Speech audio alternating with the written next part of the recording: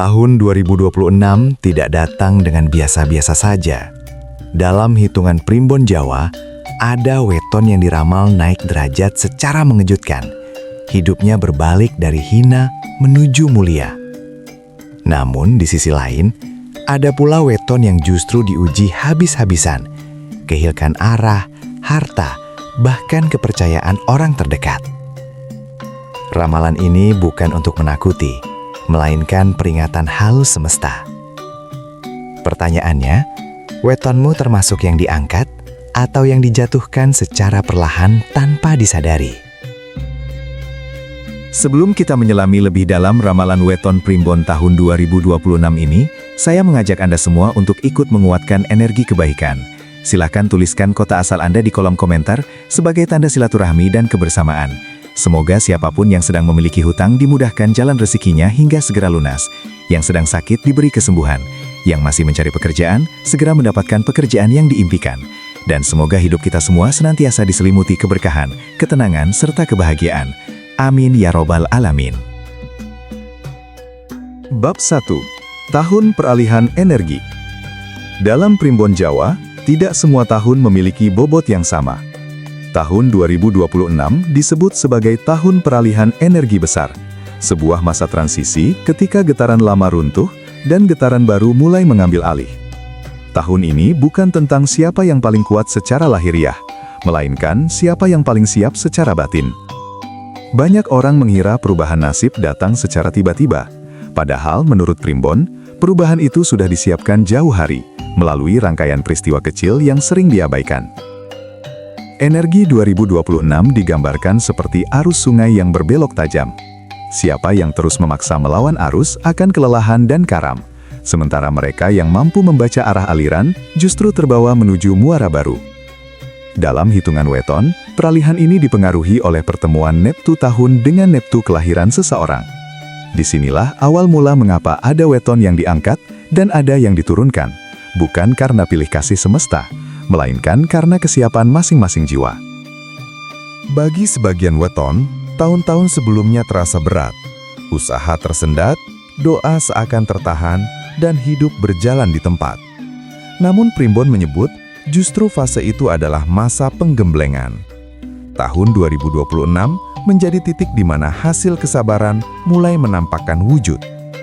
Mereka yang bertahan tanpa mengeluh berlebihan, menjaga laku hidup, dan tidak memutus harapan, mulai merasakan perubahan kecil. Pintu yang tadinya tertutup perlahan terbuka. Orang yang dulu meremehkan mulai menghormati. Dan rezeki datang melalui jalan yang tak pernah direncanakan. Sebaliknya, ada weton yang pada tahun-tahun sebelumnya berada di atas.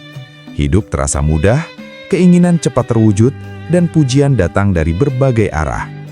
Namun dalam primbon, kondisi ini justru disebut fase rawan lengah. Tahun 2026 membawa energi pengujian bagi weton-weton seperti ini. Bukan ujian besar yang langsung menjatuhkan, melainkan ujian halus. Keputusan yang terlihat benar namun membawa dampak panjang. Kepercayaan diri yang berubah menjadi kesombongan tanpa disadari, serta nasihat baik yang mulai dianggap remeh. Peralihan energi ini juga ditandai dengan meningkatnya konflik batin. Banyak orang merasa gelisah tanpa sebab yang jelas. Tidur tidak nyenyak, pikiran mudah lelah, dan hati sering ragu mengambil keputusan. Dalam primbon, ini disebut sebagai tanda pergeseran garis hidup. Bukan pertanda buruk, melainkan isyarat bahwa jiwa sedang dipaksa memilih. Tetap berjalan di jalur lama yang nyaman namun rapuh, atau berani memasuki jalur baru yang menuntut kerendahan hati dan keteguhan iman. Yang menarik, primbon menekankan bahwa tahun peralihan seperti 2026 sangat sensitif terhadap niat. Dua orang dengan weton yang sama bisa mengalami nasib yang bertolak belakang. Yang satu naik derajat, yang lain justru jatuh terpuruk. Pembeda utamanya bukan hitungan hari semata, melainkan laku hidup. Cara berbicara, cara menyikapi rejeki, cara memperlakukan orang lain, bahkan cara menerima cobaan. Semuanya menjadi penentu arah energi bekerja. Pada fase awal 2026, banyak weton akan dihadapkan pada pilihan yang tampak sepele. Menolong atau mengabaikan. Bersabar atau meluapkan emosi. Jujur atau mengambil jalan pintas. Primbon menyebut, pilihan-pilihan kecil inilah yang menjadi kunci gerbang. Sekali salah melangkah, efeknya bisa menjalar sepanjang tahun. Sebaliknya, satu keputusan baik yang dilakukan dengan ikhlas dapat mengubah garis nasib secara drastis. Bab ini menjadi pengingat penting bahwa tahun 2026 bukan tahun untuk bertindak sembarangan. Ia adalah tahun membaca tanda, tahun menata niat, dan tahun menundukkan ego. Mereka yang memahami bahwa hidup bukan sekedar mengejar hasil, tetapi juga menjaga adab, akan lebih selamat melewati peralihan ini. Karena dalam primbon Jawa, naik atau jatuhnya derajat seseorang selalu dimulai dari satu titik yang sama. Bagaimana ia bersikap saat tidak ada siapapun yang melihatnya. Bab 2. Weton yang mulai bersinar. Memasuki tahun 2026, Primbon Jawa mencatat adanya kelompok weton yang perlahan namun pasti mulai memancarkan cahaya keberuntungan. Menariknya, kebangkitan mereka bukan datang dengan ledakan besar atau perubahan instan, melainkan melalui proses yang halus, bertahap, dan seringkali tidak disadari oleh orang lain. Inilah tipe keberuntungan yang dalam primbon disebut sebagai rejuki alus nanging ngangkat derajat, rejuki yang tenang tetapi meninggikan martabat. Weton-weton yang mulai bersinar umumnya adalah mereka yang pada tahun-tahun sebelumnya banyak dipendam. Usaha mereka kurang terlihat, kerja kerasnya jarang dipuji, dan doanya terasa seperti berputar di tempat. Namun, Primbon menjelaskan bahwa kondisi tersebut bukan penolakan semesta, melainkan masa penyimpanan pahala hidup. Tahun 2026 menjadi waktu ketika simpanan itu mulai dicairkan satu persatu, tepat pada saat orang lain mulai kehabisan energi. Ciri awal weton yang akan naik derajat di tahun ini adalah munculnya kepercayaan dari arah yang tidak terduga. Bisa berupa tawaran kerja, amanah besar, atau tanggung jawab yang awalnya terasa berat. Banyak dari mereka bahkan sempat ragu menerima kesempatan tersebut karena merasa belum pantas. Namun, justru disitulah kuncinya.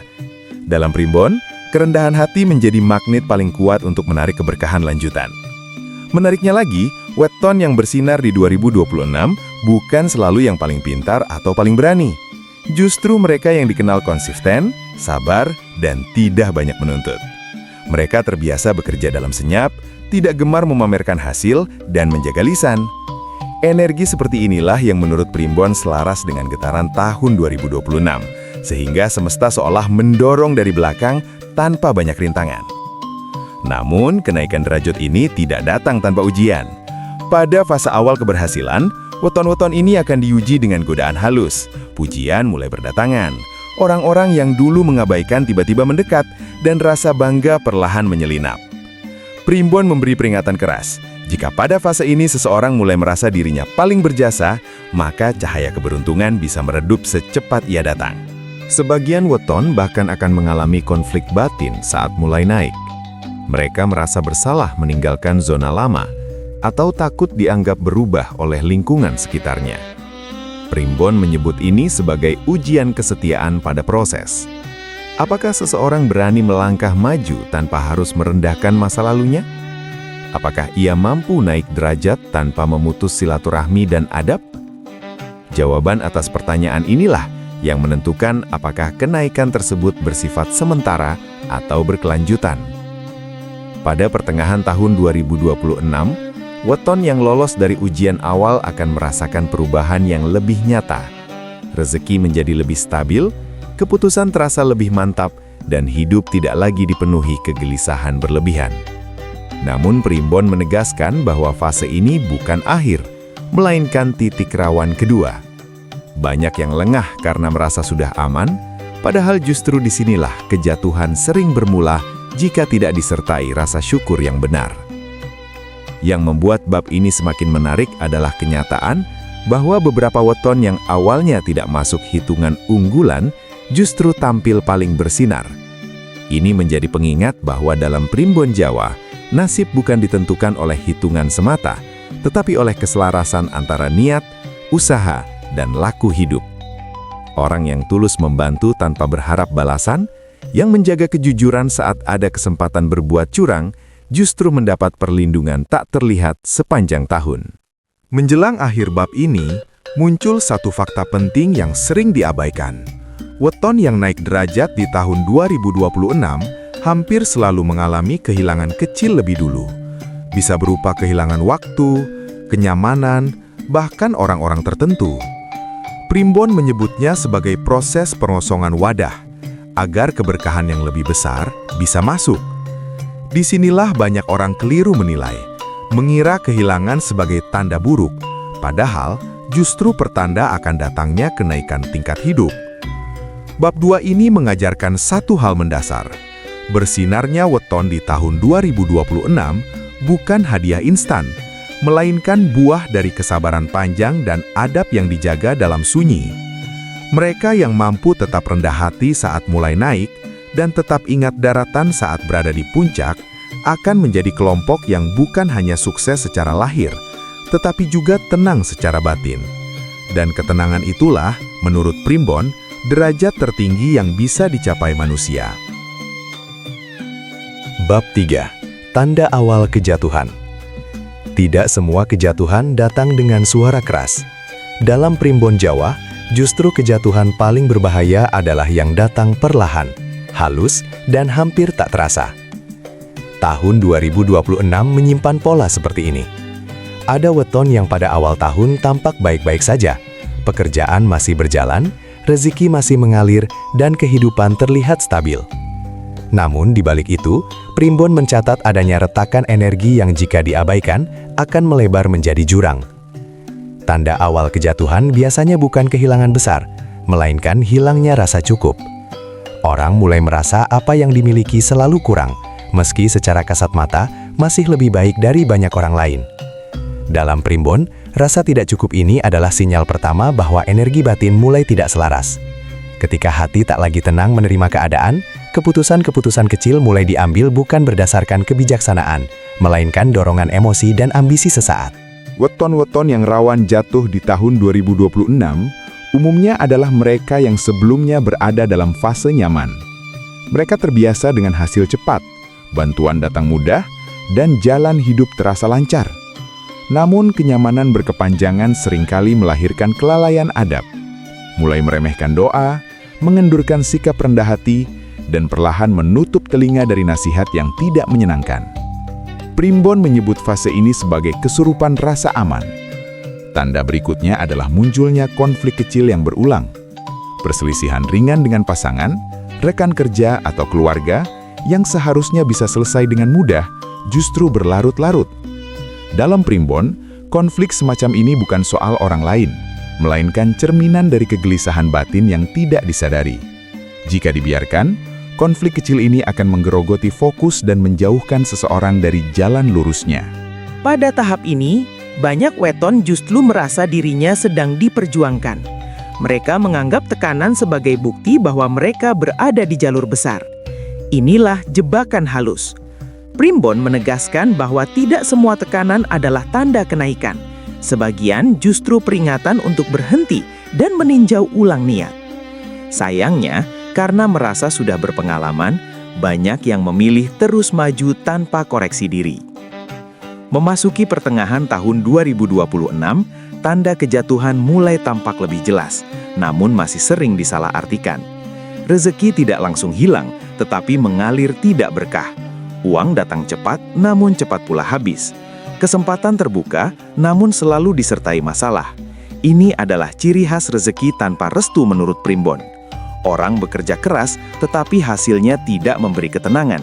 Hanya kelelahan yang menumpuk. Yang lebih berbahaya, pada fase ini muncul pembenaran diri.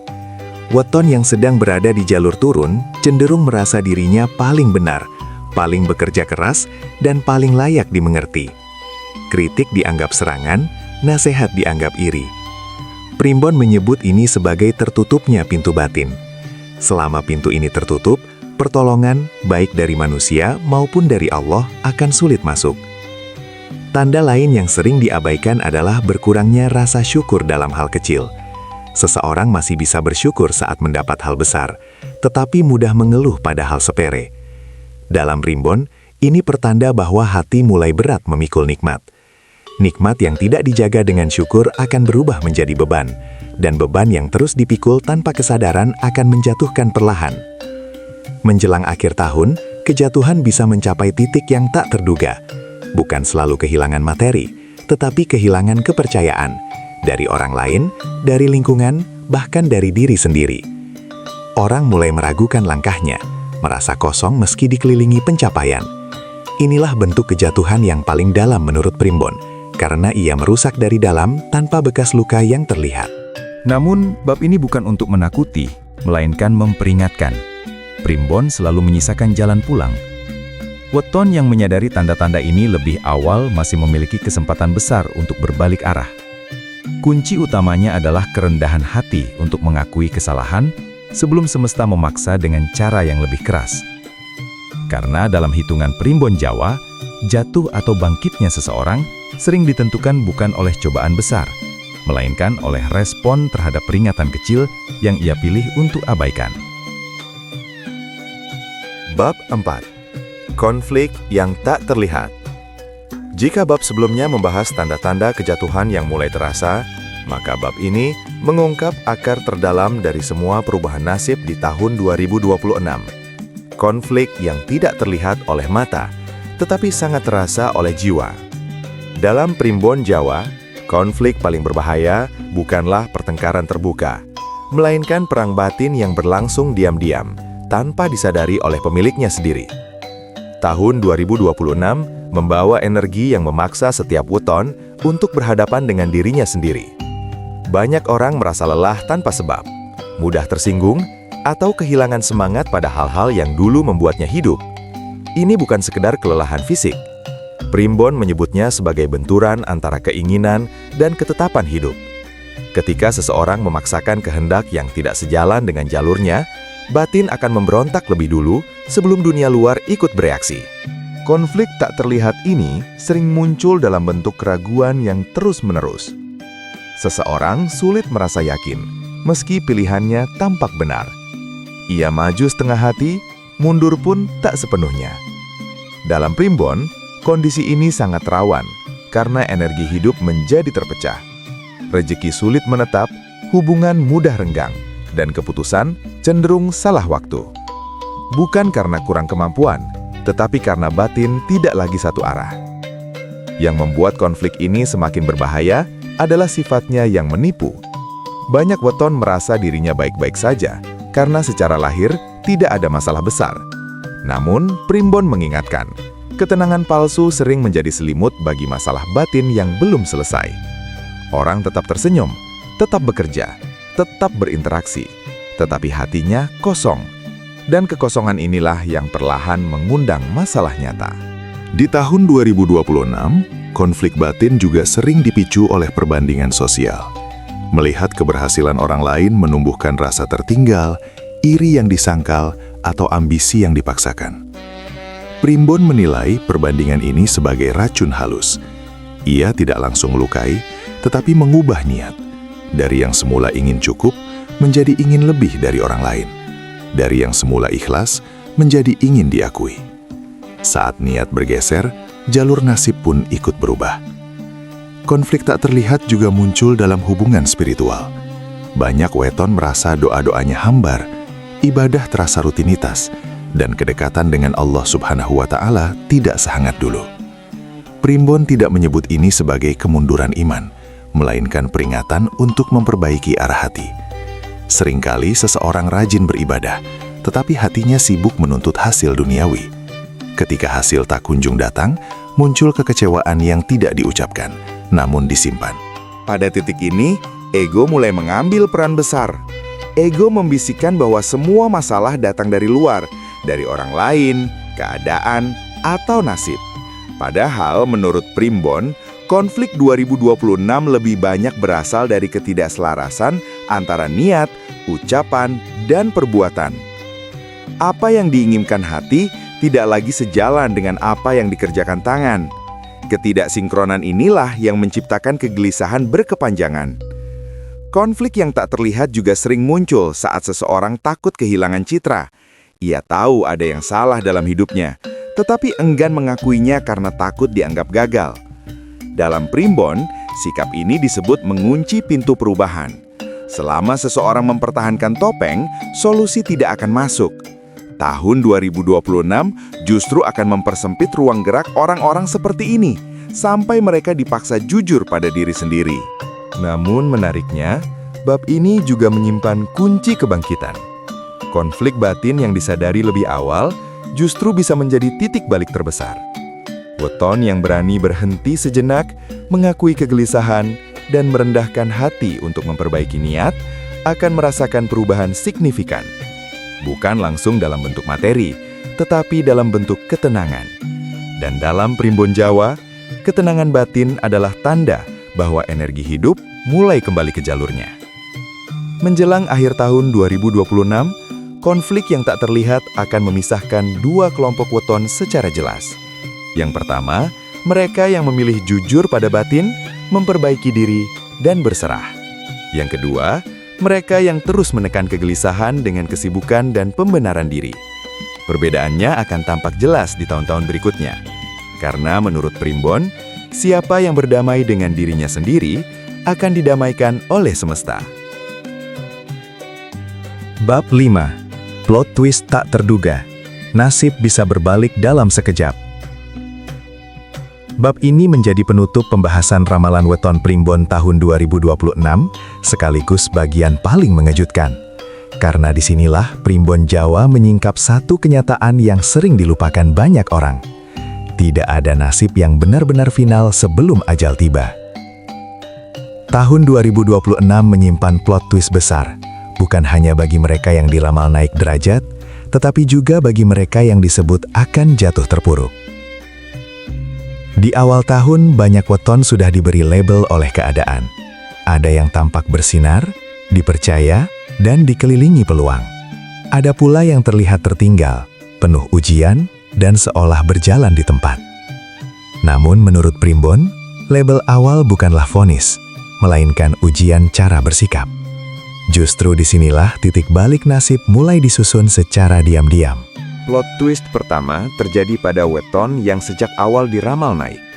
Setelah melewati bab 2, mereka merasa telah melewati masa sulit dan layak menikmati hasil. Namun pada paruh akhir 2026, sebagian dari weton ini justru dihadapkan pada pilihan berat, mempertahankan keberhasilan dengan cara yang melanggar nilai, atau mundur selangkah demi menjaga hati dan adab. Banyak yang tidak menyangka bahwa puncak justru menjadi titik paling licin.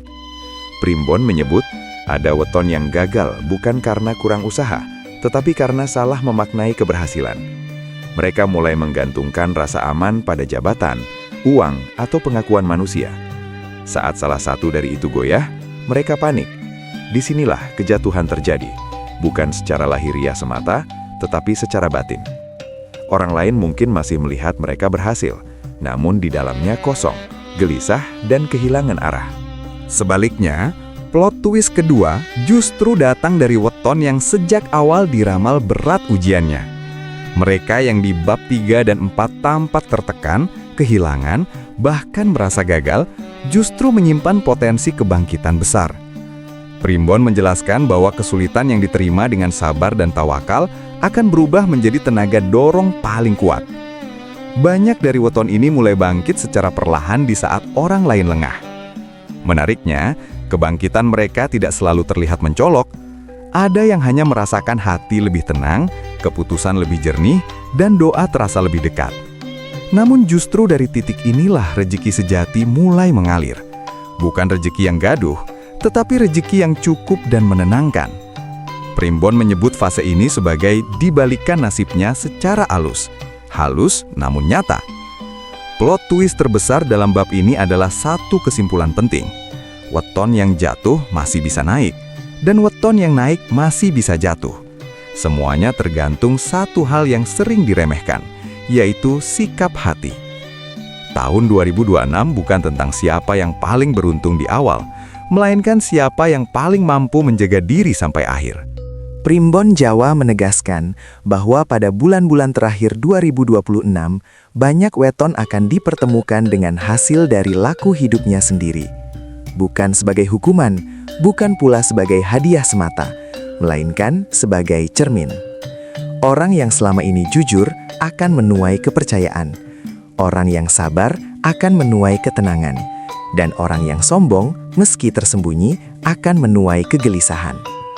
Disinilah twist terakhir muncul. Nasib tidak berubah karena hitungan weton saja, tetapi karena campur tangan Allah Subhanahu wa Ta'ala yang merespons doa, niat, dan usaha hambanya. Primbon hanyalah peta, bukan pengemudi. Banyak orang salah paham, mengira ramalan sebagai takdir mutlak. Padahal primbon sendiri mengajarkan bahwa manusia diberi ruang untuk memperbaiki arah. Bab 5 ini menutup seluruh pembahasan dengan satu pesan yang kuat. Jangan terlena saat berada di atas, dan jangan putus asa saat berada di bawah. Tahun 2026 adalah tahun pembuktian batin. Siapa yang mau merendahkan hati, memperbaiki niat dan bersandar penuh kepada Allah, dialah yang akan keluar sebagai pemenang sejati, meski tidak selalu terlihat oleh mata manusia. Dan di titik inilah plot twist sesungguhnya terjadi. Yang selamat bukan yang paling hebat, tetapi yang paling berserah. Dari seluruh pembahasan ramalan weton Primbon tahun 2026 ini, kita dapat mengambil satu benang merah yang sangat penting. Sekuat apapun hitungan weton dan sedalam apapun ramalan Primbon, semuanya tetap berada di bawah kehendak Allah Subhanahu wa Ta'ala. Primbon bukan penentu takdir, melainkan pengingat agar manusia lebih waspada, rendah hati, dan mawas diri dalam menjalani kehidupan. Naik atau turunnya derajat seseorang bukan semata karena hari kelahiran, tetapi karena sikap, niat, dan ketakwaannya kepada Allah. Tahun 2026 mengajarkan kita untuk tidak sombong saat berada di atas dan tidak putus asa saat berada di bawah. Setiap ujian selalu membawa pesan, dan setiap kemudahan selalu mengandung tanggung jawab. Jadikan ramalan ini sebagai bahan introspeksi, bukan sebagai ketakutan yang melemahkan. Perbanyak doa, jaga adab, luruskan niat, dan sandarkan seluruh harapan hanya kepada Allah Subhanahu wa Ta'ala. Karena hanya Dia sebaik-baik penentu nasib. Jika pembahasan ini terasa bermanfaat dan membuka sudut pandang baru, jangan lupa untuk memberikan like dan subscribe agar Anda tidak tertinggal pembahasan menarik lainnya. Terima kasih telah meluangkan waktu untuk menyimak hingga akhir. Semoga kebaikan selalu menyertai langkah kita semua. Dan sampai jumpa di video berikutnya.